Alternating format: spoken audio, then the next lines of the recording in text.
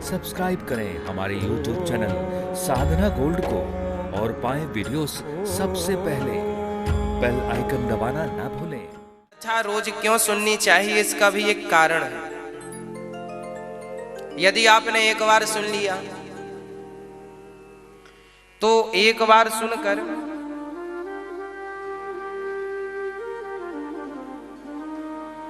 आप वो बातें भूल भी सकते हैं, परंतु हम जब वही बातें बार बार सुनते हैं, भाई पत्थर को तोड़ना हो तो एक ठोकर मार दो, थोड़ी टूटता है।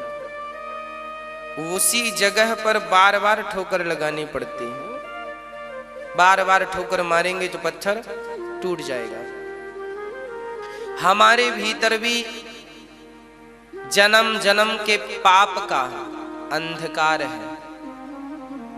जन्म जन्म के पाप हमारे भीतर भरे पड़े हैं, तो वो एक बार की कथा सुनने से थोड़ी भंग होते हैं। यदि हमने ज्ञान का दिया जला भी दिया तो उसे जलाए रखने के लिए भी हमें तेल डालना पड़ेगा। नहीं डालेंगे तो फिर अंधकार का कब्जा हो जाएगा। तो दीपक जलता रहे उसके लिए क्या करना है? तेल डालना है। कथा एक बार सुनी तो दिया जल गया, अब दिया को जलाए रखने के लिए कथा नित्य सुननी पड़ेगी। बार बार ठोकर मारते रहेंगे, बार बार कथा सुनते रहेंगे तो हमारा हृदय धीरे धीरे धीरे धीरे भगवान से मिलने की उत्कंठा बढ़ने लगेगी और एक दिन भगवान की प्राप्ति हो जाएगी। भगवान तक पहुंचाने वाली सिर्फ कथा है, सिर्फ कथा, दूसरा कोई साधन नहीं। कल हमने रोटी खाई थी,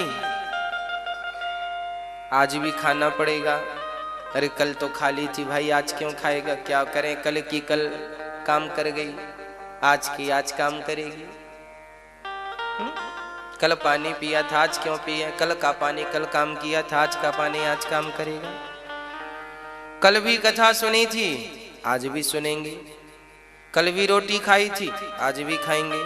कल भी पानी पिया था, आज भी पिएंगे। तो कल कथा सुनी थी तो आज क्यों नहीं सुनेंगे? आज भी सुनेंगे, कल भी सुनेंगे, रोज सुनेंगे।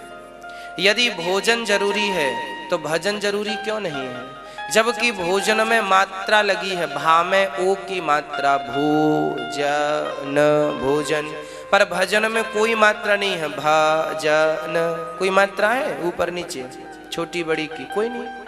भजन भजन, भोजन करो तो मात्रा से करो।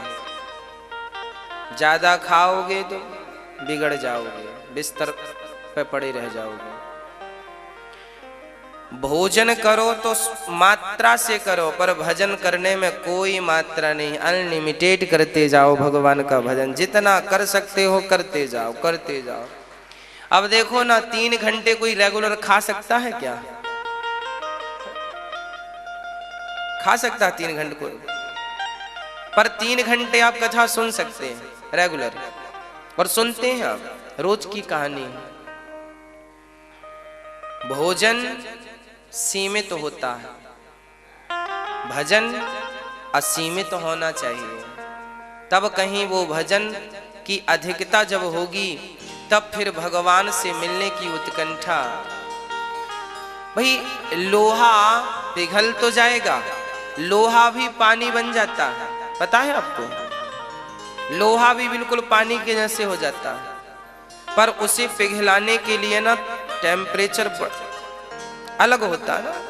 सामान्य चूल्हे की आग से लोहा नहीं पिघलता, उसका टेम्परेचर अलग होता है। सोना भी पिघलता, उसका टेम्परेचर अलग होता है। वो टेम्परेचर, वो तापमान मिलेगा तो सोना भी, लोहा भी, अरे और तो सब ठीक है, पत्थर भी पिघल जाता है। जब ज्वालामुखी फटता है तो आपने देखा होगा पत्थर भी पिघलता है। एक तापमान है, जब उस ताप पर कोई भी जाएगा, पत्थर हो सोना हो, तो वो पिघल जाएगा, पानी बन जाएगा।